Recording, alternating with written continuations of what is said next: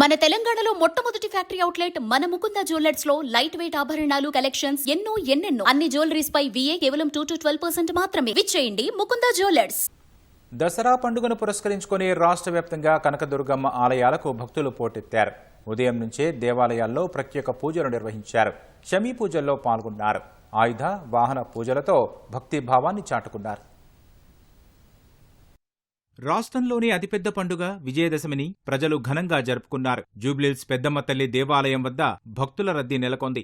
ఆలయాన్ని నిర్వాహకులు సర్వాంగ సుందరంగా అలంకరించారు. అమ్మవారికి ప్రత్యేక పూజలు నిర్వహించారు. విజయదశమి ఉత్సవాలను పురస్కరించుకొని తెలంగాణ జాగృతి అధ్యక్షురాలు కవిత పెద్దమ్మ తల్లి ఆలయంలో ప్రత్యేక పూజా కార్యక్రమాలు నిర్వహించారు. అనంతరం బంజారాహిల్స్లోని కార్యాలయంలో నాయకులతో కలిసి దసరా పూజల్లో పాల్గొన్నారు. పాలపిట్టను ఎగరవేసి కార్యకర్తలకు విజయదశమి శుభాకాంక్షలు తెలిపారు.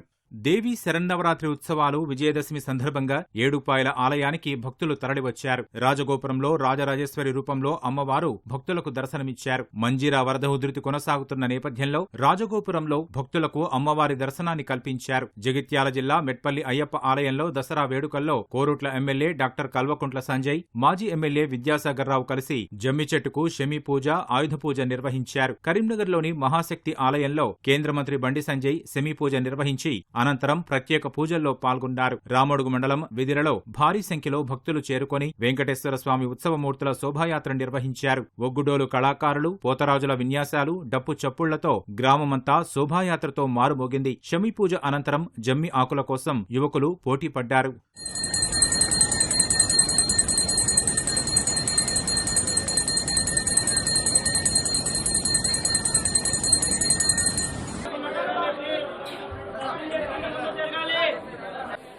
ఓరుగల్లు భద్రకాళి అమ్మవారి దేవి శరన్నవరాత్రి ఉత్సవాలు తుది ఘట్టానికి చేరుకున్నాయి. చివరి రోజు భద్రకాళి అమ్మవారు నిజరూపంలో దర్శనమిచ్చారు. హనుమకొండ జిల్లా పరకాలలోని రాజపేట కనకదుర్గమాత ఉత్సవాల్లో భాగంగా అమ్మవారి విగ్రహాన్ని పురవీధుల్లో ఊరేగించి నిమజ్జనం చేశారు. ఖమ్మంలోని రోటరీనగర్ రాజరాజేశ్వరి అమ్మవారి ఆలయానికి భక్తులు భారీగా తరలివచ్చారు. గుట్టల బజార్ శ్రీ వాసవి కన్యకాపరమేశ్వరి ఆలయంలో అమ్మవారు విశ్వరూప అలంకారంలో భక్తులకు దర్శనమిచ్చారు. సూర్యాపేట జిల్లా హుజూర్ నగర్ పోలీస్ స్టేషన్లో ఆయుధ పూజ, వాహన పూజల్లో పోలీసులు పాల్గొన్నారు.